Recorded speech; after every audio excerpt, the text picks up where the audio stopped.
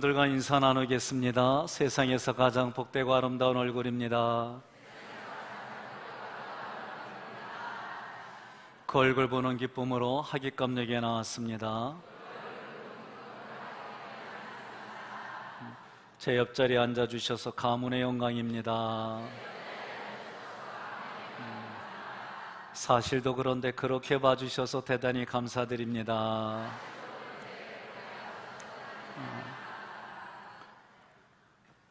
매 주일마다 이렇게 하는 것도 믿음이 있어야 합니다.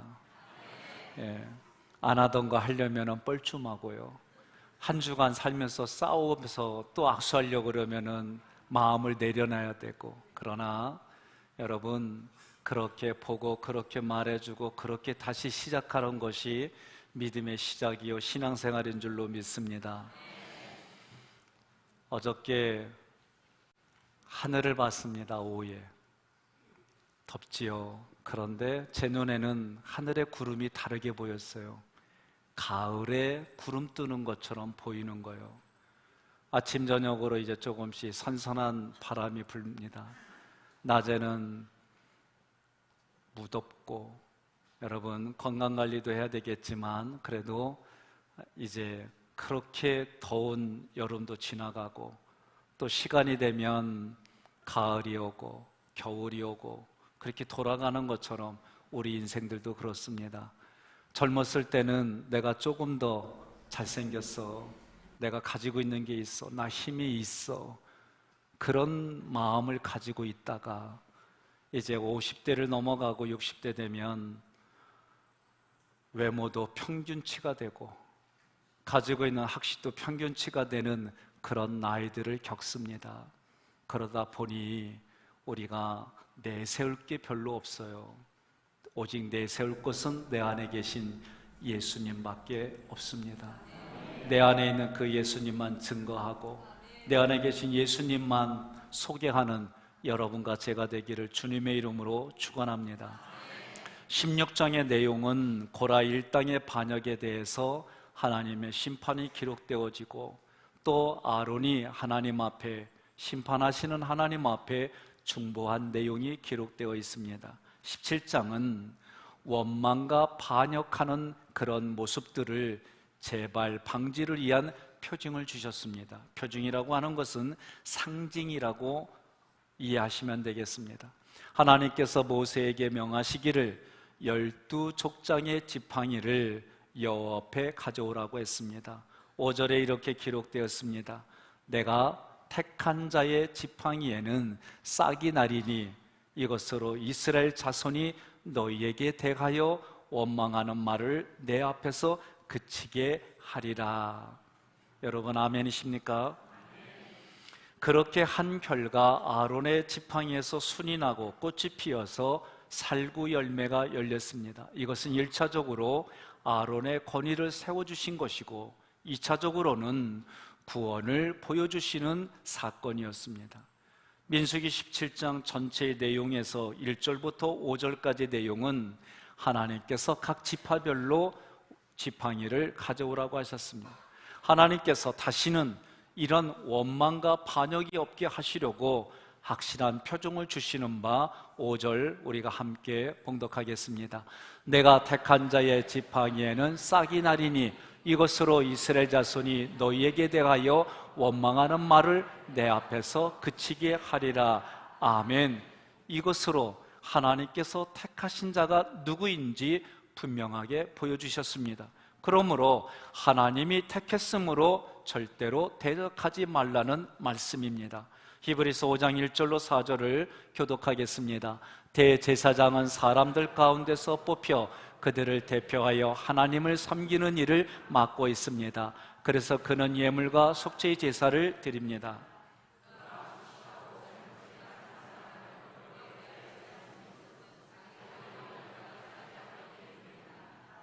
그래서 대제사장은 백성의 죄를 위해 제사를 드리는 것과 마찬가지로 자기 죄를 위해서도 제사를 드려야 합니다. 이 영광스러운 직분은 자기 스스로 얻는 것이 아니라 아론처럼 하나님의 부르심을 받아야만 얻을 수 있습니다. 아멘. 2절에 보니까 그는 무식하고 잘못에 빠진 사람을 너그럽게 대할 수 있는 것은 자기도 연약하기 짝이 없기 때문입니다. 아멘. 보통 사람들이 싸우는 이유는 뭐예요? 나는 옳고 너는 잘못됐어. 내 생각과 감정은 옳아. 그런데 너는 잘못됐어. 대부분 이런 논리를 가지고 싸우는 거예요. 그런데 무식하고 잘못에 빠진 사람을 너그럽게 대한단 말이에요. 그렇게 너그럽게 대할 수 있는 방법은 뭐냐? 나도 너랑 똑같아. 우리 동네에서는 그거를 도끼인 개낀이라고 그래요. 네? 또 다른 말로는 그 밥에 그 나물이요. 그래서 너하고 나이가 큰 차이가 없어. 그 얘기입니다. 내가 누군가를 너그럽게 봐줄 수 있다는 얘기는 나도 실수할 수 있고 나도 너와 별 차이가 없어. 그러니 내가 너를 너그럽게 대하는 거요. 그런 얘기입니다. 3절에 보니까 대제사장은 백성의 죄를 위해 제사를 드리는 것과 마찬가지로 자기 죄를 위해서도 제사를 드려라. 저도 매 시간마다 예배 드리기 전에 10분 전 또는 5분 전 또는 20분 전에 하나님 이 예배를 하나님 받아주세요. 드려지는 이 예배를 하나님이 받아주셔야 됩니다. 저도 죄인이기에 실수할 수 있고 또 잘못 전할 수도 있으니 그런 나를 용서해 주시고 긍휼히 여겨 주세요. 그런 시간을 꼭 갖습니다. 제사장은 우리에게 있는 대제사장은 예수님이신데 그 예수님은 실수가 없으세요. 그러나 우리는 사람이기 때문에 실수할 수가 있습니다. 4절에 보니까 이 직분이 어떤 직분이요? 영광스러운 직분이요. 하나님은 여러분과 저에게 뭐라 그러냐? 왕같은 제사장이다 라고 선언하셨어요. 옆에 분이 그래요. 뭐라고 불러요? 제사장님 반갑습니다. 한번 그래 보세요.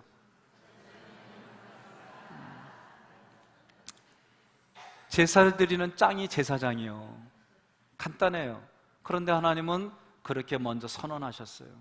그래서 그 제사장의 직분은 자기 스스로 얻은 것이 아니고 영광스러운 이 직분은 아론처럼 하나님의 부르심을 받아야만 얻을 수 있다. 교회에서 목회자, 장로, 권사, 집사, 성도의 직분이 어떤 직분이냐? 영광스러운 직분이에요. 1부부터 2부까지 파란 조끼에 산 아이들이 있어요. 이분들은 눈이 오나 바람이 부나 벼락이 치나 마당에서, 교회 마당에서 여러분들이 차를 가지고 오면 그 차하고 부딪히지 않도록 질서를 잡아주고 그런 교통정리를 해줘요. 오늘 15여선계예요. 15여선계가 바보래요. 제가 기도해 주러 갔더니요, 오시는데 벌써 이러고 무릎이 아프고, 그런 가운데도 가정에 손주들을 생각하고 자녀들을 생각하고 남편을 생각하고 그 힘든 몸을 부여잡고 음식을 만드는 거예요. 그 음식을 만들 때에 그 마음속에서는 내 가정에게 해주는 마음을 가지고 만드는 거예요. 그런 여러분이 그 음식을 먹을 때 어때요? 감사합니다, 고맙습니다, 맛있게 먹겠습니다, 그런 마음이에요. 또 여러분들이 1,000원씩 내는 이유가 뭐예요? 사실 1,000원짜리가 아니죠. 그런데도 1,000원씩 십시일반 걷어서 그걸 통해 선교에 또 필요로 하는 곳에 그 일들을 선교비로 내는 거예요. 이런 일들을 통해서 뭐 하는 거예요? 나를 통해 다른 이들에게 그 모든 것들이 흘러가는 감동이 있는 겁니다. 여러분, 이런 부분들을 먼저 할 때 여러분과 저는 하나님께서 준 직분이다, 그런 믿음의 고백이 있어야 돼요. 아멘 안 하면 목사님이 하셔야 돼요. 여러분들 그러면 내가 일주일 동안 또는 1년 동안 그날만 기다린다, 1년만 지나면 끝난다, 그런 마음이에요? 예? 아니죠. 여러분, 아내하고 남편 또는 여러분 옆에 분 물어보세요. 내가 불편한 일들이 겪게 되면 원망과 불평이 먼저 나오는지, 그럼에도 불구하고 소망과 희망을 붙잡는지 옆에 분에게 한번 여쭤보세요. 뭐라고 그래요? 그럼 다시 하겠습니다.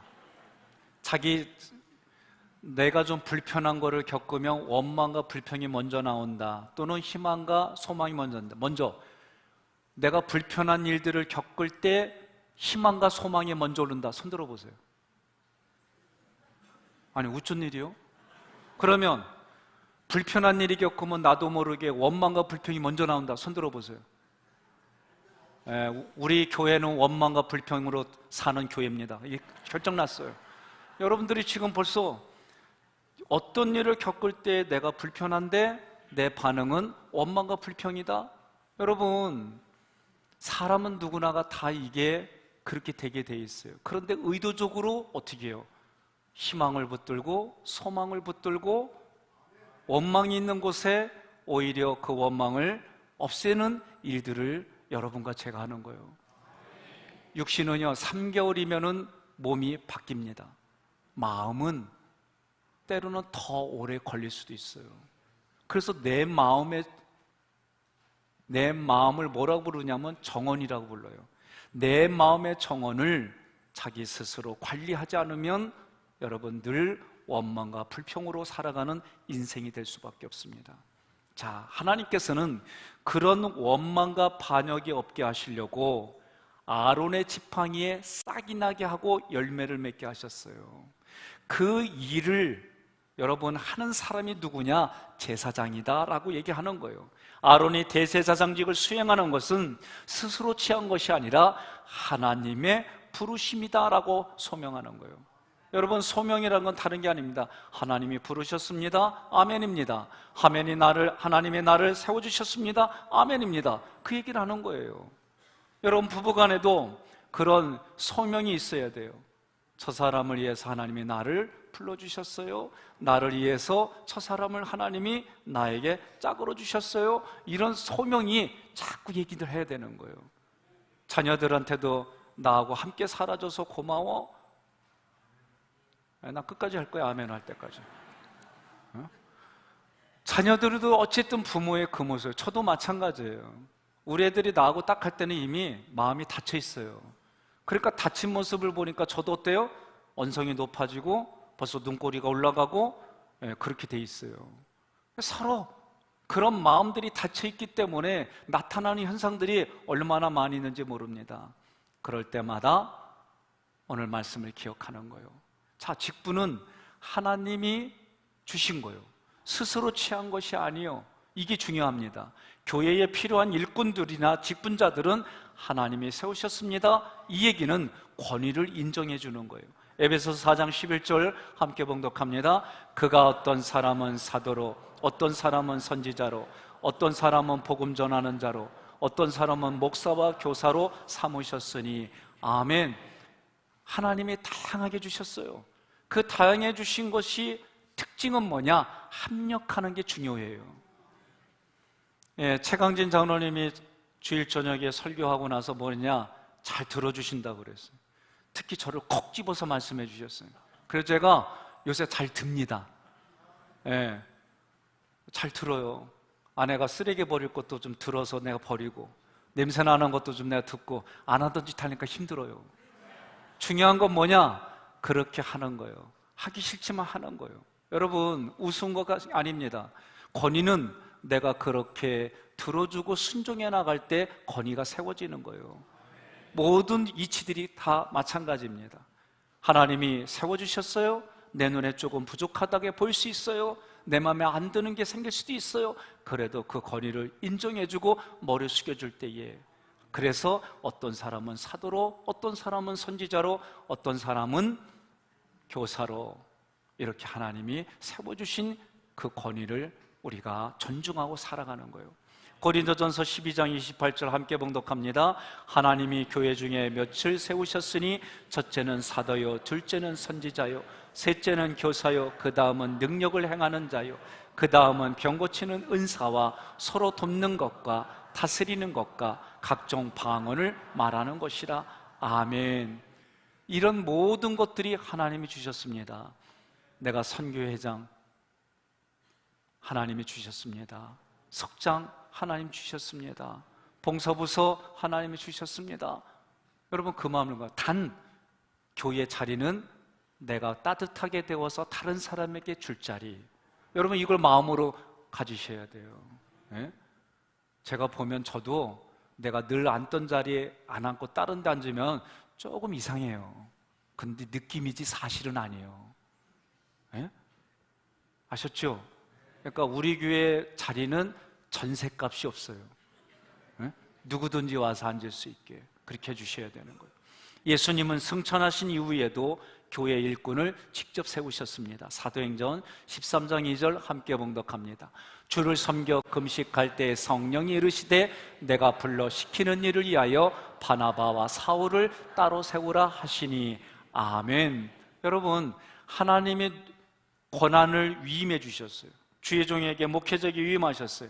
그것을 믿음 가운데 여러 가지 원칙과 법도에 따라 사람을 세우셨어요. 그래서 여러분들이 직분을 받았어요. 하나님이 주셨다는 믿음으로 고백하니까 이게 선물이요. 옆에 분에 그랬어요. 당신이 내 선물입니다. 여러분 옆에 앉은 분이 부부이거나 마음에 안 드는 분이 있고 내가 당한 게 있으면 이렇게 얘기했어요. 내가 너의 선물이요. 그래 주면 돼요. 그런 소산 보복이 되는 거예요. 에? 여러분 서로가 선물로 인정하고 선물로 받아들이고 살아가는 자세가 중요한 거예요. 성경은요 우리 내면의 자세가 밖으로 나타나는 것을 중하게 여겨요. 예? 내면에 있는 것이 밖으로 나타나는 모습이 태도가 중요하다라고 성경은 계속 얘기하는 거예요. 마태복음을 제가 새벽마다 하면서 핵심은 뭐냐? 내 안에 계신 예수 그리스도를 밖으로 흘려보내는 그 모든 것이 구제요, 선물이요, 이것이 전도요, 이것이 여러 가지 표현만 다를 뿐이지 핵심은 뭐냐? 내 안에 계신 그 예수님을 흘려보내는 삶이 중요하다라고 얘기를 하는 거예요. 이것이 착한 거다, 이것이 선한 거다, 이것이 여러 가지 표현으로 나타나는 핵심입니다. 마가복음 13장 6절 함께 봉독합니다. 많은 사람이 내 이름으로 와서 이르되 내가 그라하여 많은 사람을 미혹하리라. 아멘. 이 얘기는 뭐냐면 많은 사람이 예수의 이름으로 와서 이르되 내가 예수다 이렇게 말해서 미혹하는 사람이 많다는 거예요. 우리나라에 의외로 많아요. 예를 든다면 문선명, 이만희, 안상홍, 정명서, 조희성, 장길자 너무 많아요. 대표적인 사람들이고 자기가 예수고 자기가 재림한 예수래. 제가 앞으로 시간이 지내서 변질돼 가지고 내가 재림한 예수입니다 그러면 정신 차리라고 얘기를 해줘야 돼요. 예? 그럴 일도 없지만 그럴 일도 없지만 그러나 이런 얘기는 할 수 있죠. 내가 예수의 정신을 가지고 내가 예수 그리스도의 정신을 가지고 예수처럼 살아가는 이런 거는 얘기할 수 있어요.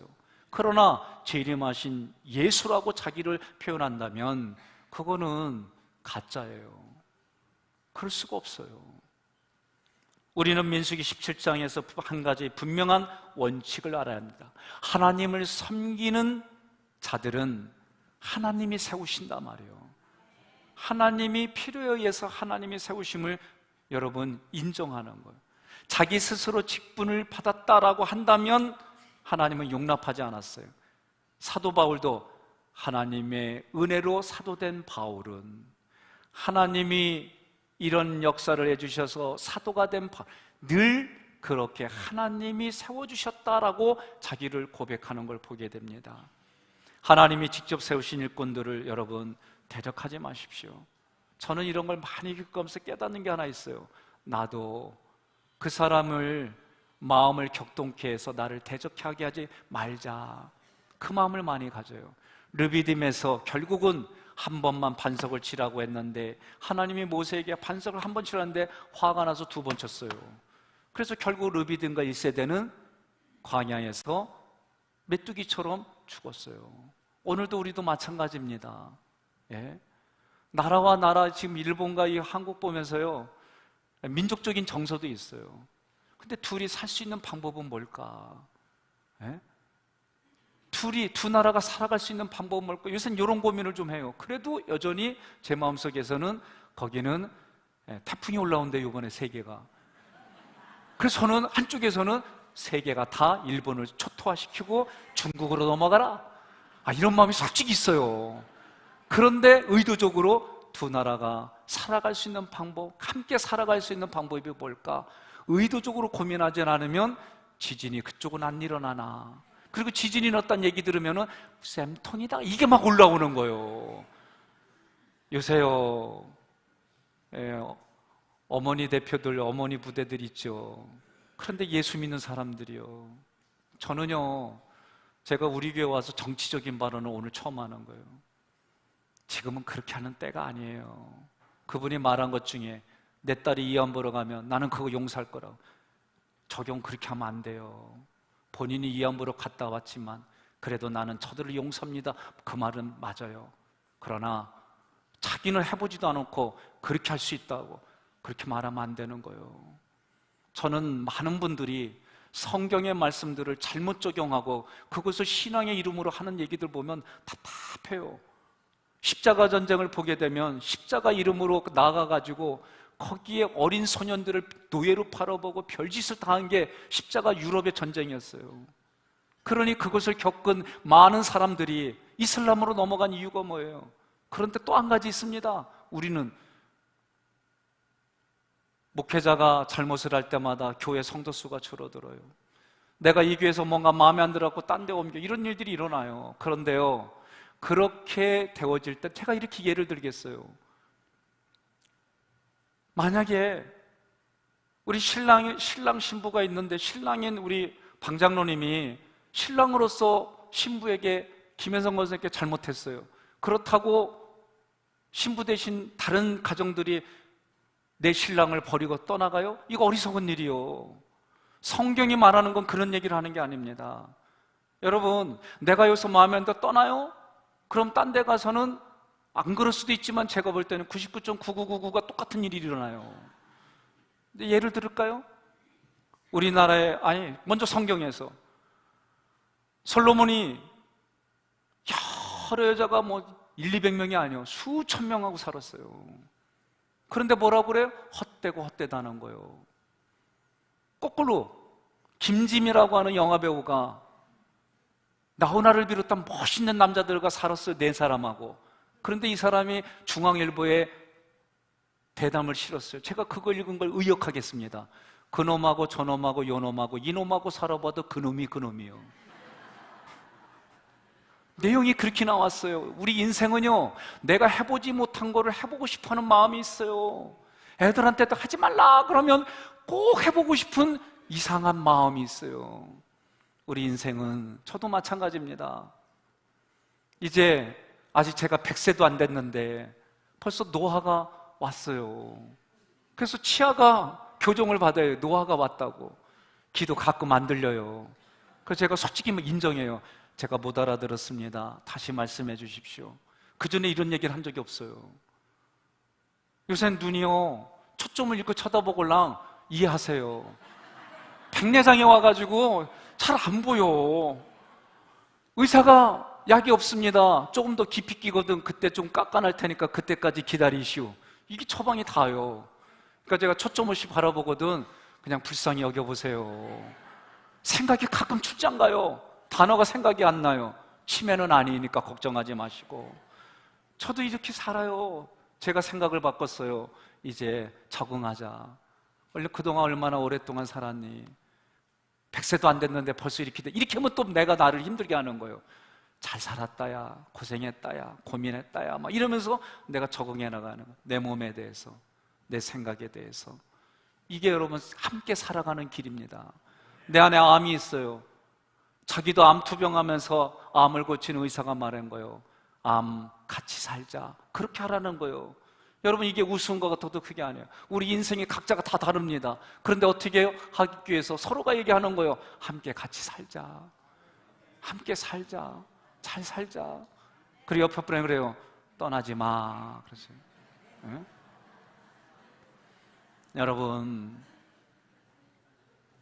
우리가 함께 살아가는 방법이 뭘까? 함께 살 수 있는 원리가 뭘까? 자꾸 그 고민하지 않으면 저는 계속 올라와요. 저는 미국도 바라본 미국의 역사가 200년밖에 안 됐어요. 그런데 그들의 역사를 보면 침략해서 그 땅을 뺏은 거잖아요. 원주민이 인디언들을 다 처참하게 죽이고 자기들이 그 땅에 사는 거잖아요. 안 그래요? 그러니 미국의 역사를 보면 200년밖에 안 돼가지고 이런 쪽으로 보게 되면은요, 난 미국 사람 그렇게 좋아하진 않아요. 나 이런 발언하면 또 미국에서 너 들어오지 마 그럴. 상관없어요. 예? 그러니 함께 살 수 있는 방법을 택해야지. 자기들만 살겠다고 하면은 여러분, 나라가 민족과 민족이, 개인과 개인이, 그래요. 하나님은 뭐라고 그래요? 함께 서로. 신약 성경 보면 이런 구절들이 얼마나 많은지 몰라요. 옆에 분에 다시 인사합시다. 함께 살아갑시다. 17장 6절로부터 9절에 두 번째 내용이 있어요. 하나님은 아론의 쌍난 지팡이로 우리에게 주신 교훈이 있어요. 어째서 하나님께서는 모세의 지팡이가 아니라 아론의 지팡이에서 싹이 나게 하셨을까? 예? 모세의 지팡이와 아론의 지팡이는 구별이 있습니다. 이 구별은 둘 다 예수 그리스도를 예표하지만 차이가 있어요. 모세의 지팡이는 그리스도의 왕을 예표하는 거예요. 그래서 모세의 지팡이는 애굽에 재앙을 내리고 애굽 술사들의 뱀을 삼키고 홍해를 가르고 반석에서 물이 나게 하는 역할을 했어요. 이게 왕의 역할이다, 그 얘기예요.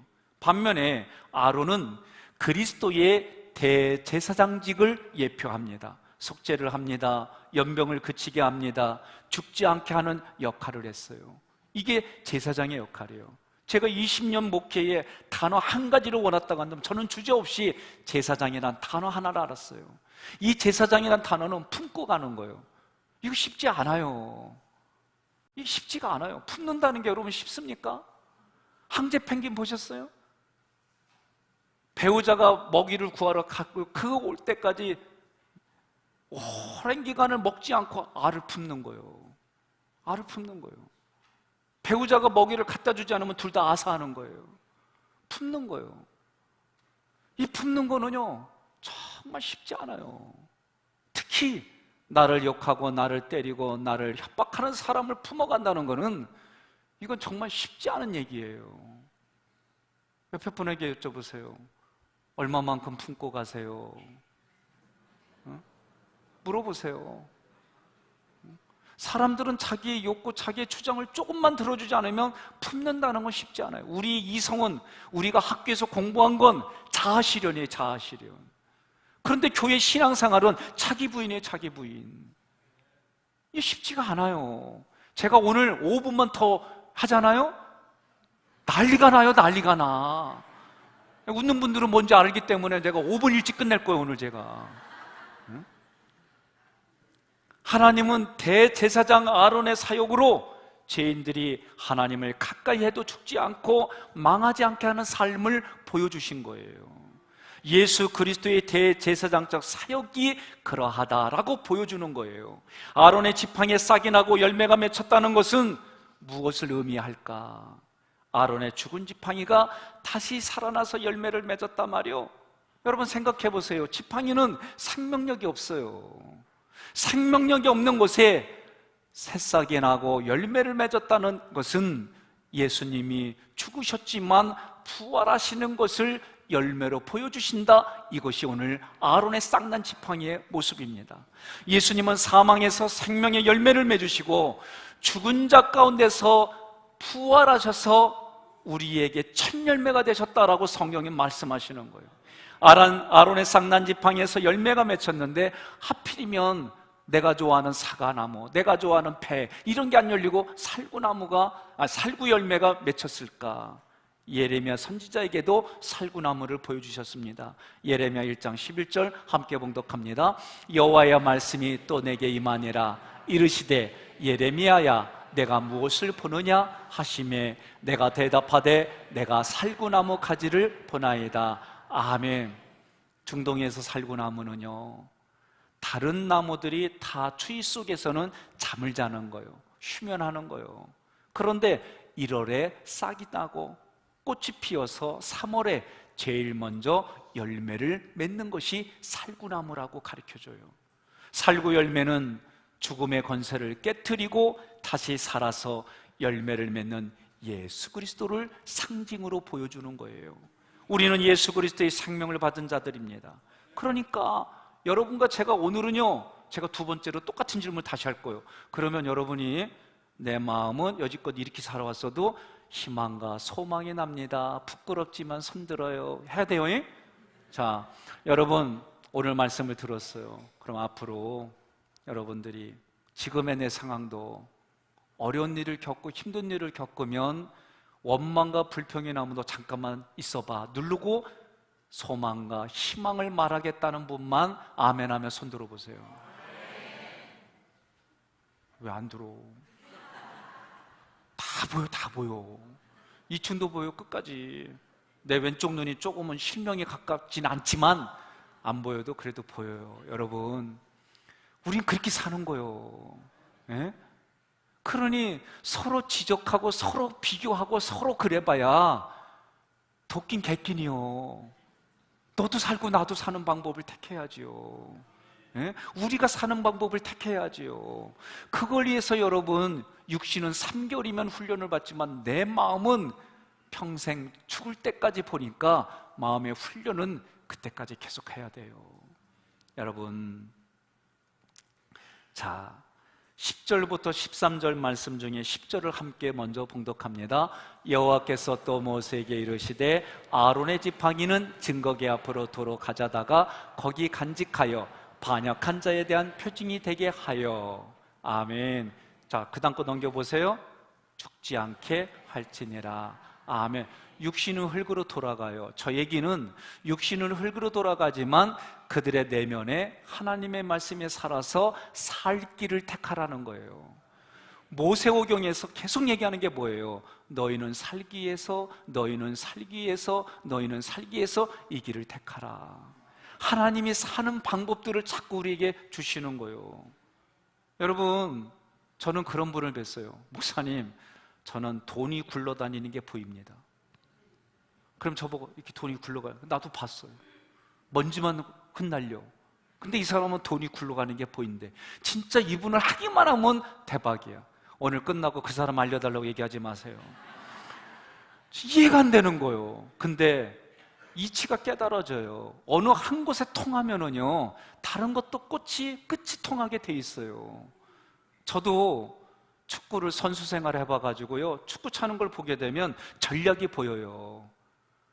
바로 한 사람 한 사람 보지 않고 전체 그림을 운동하는 거 딱 보면 요건 요렇게 전술해서 볼이 요렇게 가겠지? 그러면 거의 그렇게 가요. 왜? 그 훈련을 했기 때문에.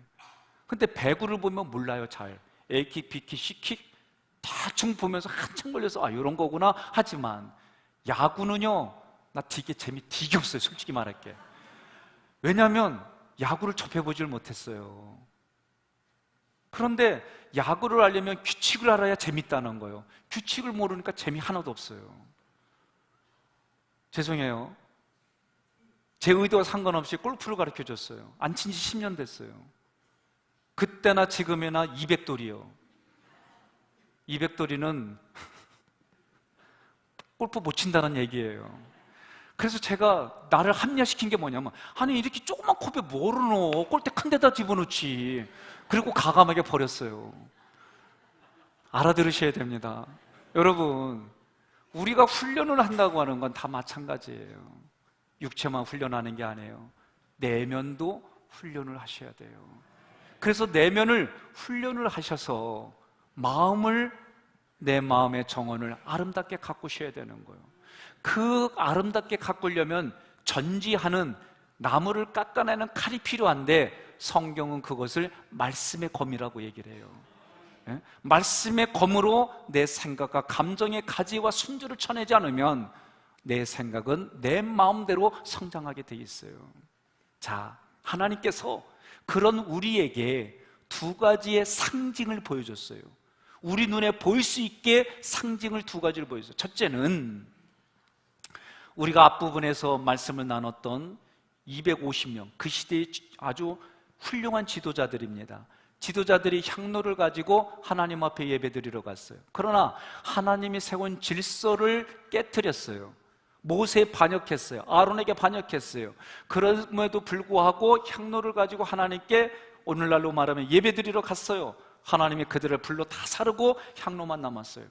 그 향로를 제가 볼 때는 녹였든지 아니면 성경의 말씀대로 망치를 쳐서 두드렸든지 그거를 펴가지고 번제단을 두르는 태를 만들었어요. 그래서 이걸 볼 때마다 기억하라는 거예요. 너희가 그렇게 반역하고 너희 분수를 넘어서 했던 그 모든 것들을 기억하라는 거예요. 이번 8월 15일 날 우리는 의미가 커요. 그죠? 지금 일본과 우리가 경제전쟁이다 뭐 여러 가지 경제 대국화, 그 다음에 앞으로 군사를 만들 여러 가지 어떤 이유가 됐던 8월 15일 날이 우리도 중요하지만 일본도 중요한 거예요. 왜? 문재인 대통령이 어떻게 하는가 보고 자기들도 해보겠단 말이야. 그 앞에서 제스처를 취해봐야 8월 1호 때문에 안 된다는 거예요. 나의 8.15 때문에 봉오동 전투 일부러 봤어요. 2탄 나올 것 같아. 청산리 이미 암시를 줬어요. 그 영화에서.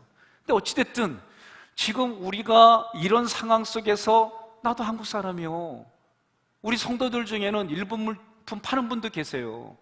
더 나아가서 일본 제품 파는 분들 계세요. 이럴 때 그럼 어떻게 해야 될까? 저도 혼자 고민해 봤어요.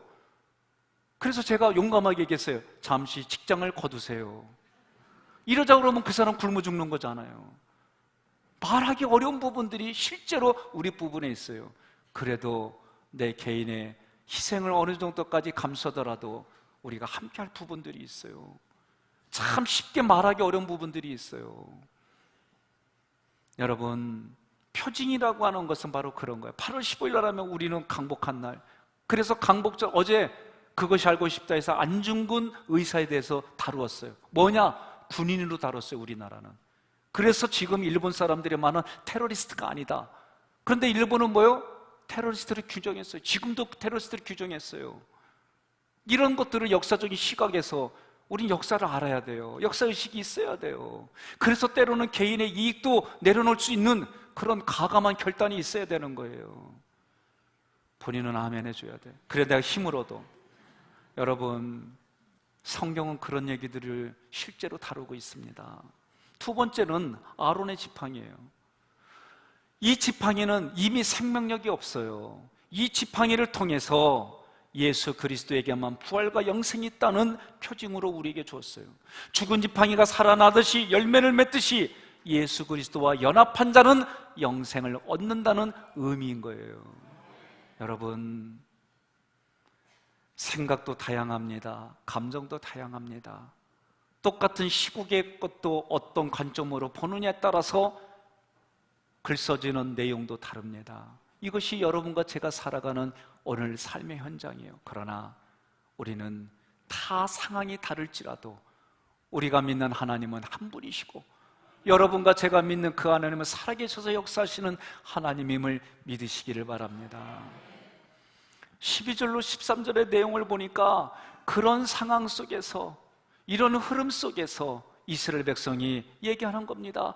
우리가 죽게 되었구나, 우리가 망하게 되었구나. 이렇게 말하는 의도가 뭐냐?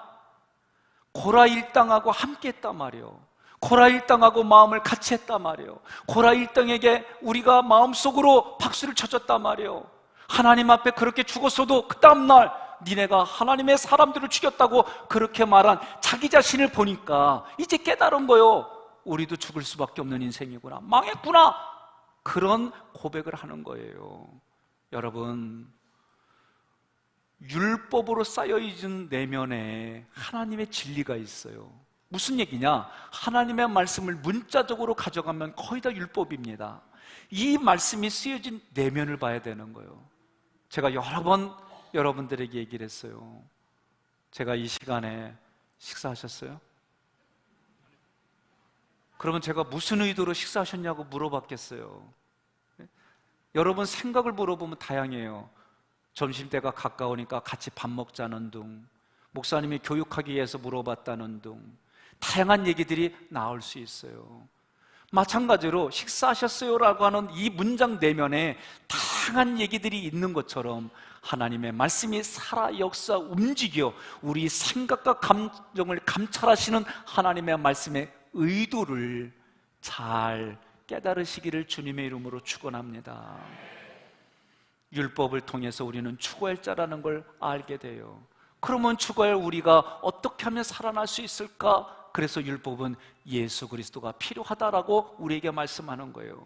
우리는 예수 그리스도의 십자가 죽음과 부활로 살아났습니다. 우리는 그걸 믿어야 되는 거예요. 그걸 믿고 나아갈 때 나는 죽을 수밖에 없는데 하나님이 십자가 보혈로 나를 살려주셨구나. 골로새서 2장 14절 함께 봉독합니다. 하나님께서는 우리를 거슬러 대적하는 조문들이 담긴 채무증서를 제거하시고 그것을 십자가에 못 박아 우리 가운데서 없애버리셨습니다. 아멘. 내가 돈을 빚졌어요. 그래서 채무증서가 있어요. 어느 날 주인이 이거를 불로 태웠어요. 그때 내 마음의 빚도 사라지는 거예요. 성경은 하나님 앞에 우리가 죄 졌어요. 이게 빚이라는 거예요. 이 죄를 진 결과는 사형언도를 받는데 그렇게 쓴 사형언도 문서를 예수의 십자가 보혈로 깨끗이 없애주셨다, 그 얘기를 하는 겁니다. 그러니 그 누구도 우리에게 죄의 빚을 요구할 수가 없다는 거예요. 누가? 예수님이 우리의 빚을 대신 해결해 주셨기 때문에 그것을 오늘 민수기에서 말씀해 주는 겁니다. 여러분, 지금까지는 내 뜻대로, 내 생각대로, 내 마음대로 살아왔다면 이제는 구약으로부터 신약에 이르기까지 나를 통해 희망을 말하고 나를 통해 소망을 말하고 같은 형편이지만 그래도 위를 바라보고 하나님이 계신 것을 바라보며 나아가는 여러분과 제가 되기를 주님의 이름으로 축원합니다.